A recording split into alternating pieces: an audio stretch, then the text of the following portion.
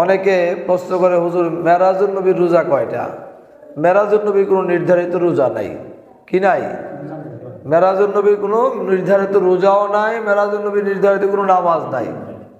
অনেকে এই ভুল প্রশ্ন করে, বা অনেক আমাদের মা বোনেরা আছে যারা এই ভুল প্রশ্নগুলি আসে অনেক সময় আমাদের কাছে করে, যে হুজুর মেরাজুন নবীর মেরাজের রাতের নামাজ কি নামাজ পড়বো, মেরাজের রোজা কয়টা?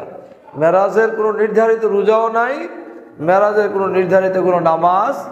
আল্লাহ নবী বলেন, রজব এবং শাবান তোমরা 2 মাসের মধ্যে রমজানের যত প্রকার সদাই আছে করে নাও, রমজানে যেন তোমাদের এই সদাইয়ের জন্য মেহমান আসতেছেন, মেহমানের জন্য যেন মেহমানকে দেখিয়ে সদাই করার প্রয়োজন নাই, বরং তার আগেই প্রস্তুতি নিয়ে নাও। বলো সুবহানাল্লাহ।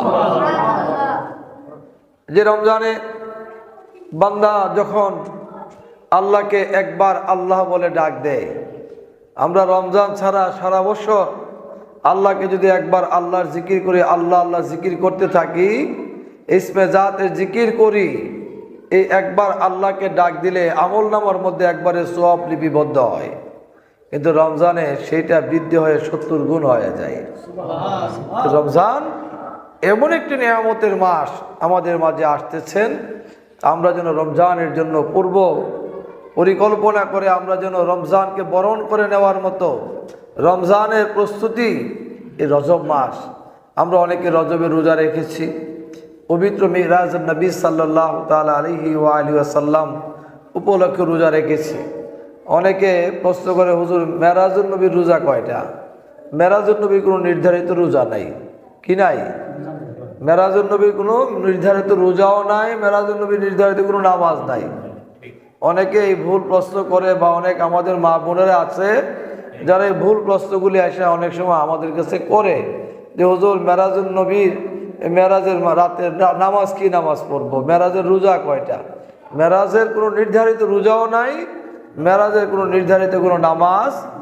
মেরাজুন নবীর মাসে অতিরিক্ত নফল ইবাদত করবেন, যা করবেন সব কি? সব নফল। রোজা রাখবেন, কয়টা রাখবেন নির্ধারিত নাই। কারণ এক মানুষের জন্য, মুসলমানের জন্য বছরে 5 দিন ব্যতীত সারা বছর রোজা রাখা হালাল। কয়দিন রোজা রাখা হারাম? 5 দিন। আপনার জন্য শুধু 5 দিন রোজা রাখা হারাম।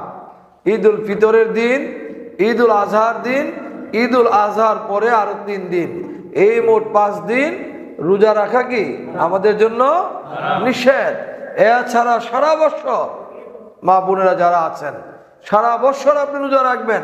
প্রতিটি রোজার বিনিময়ে আল্লাহ পাক রব্বুল আলামিন আপনার আমল নামার মধ্যে আল্লাহ বরকত, আল্লাহ পাক রব্বুল আলামিন আপনার আমল নামার মধ্যে ফজিলত দান করে দিবেন। সবাই বলুন আমিন।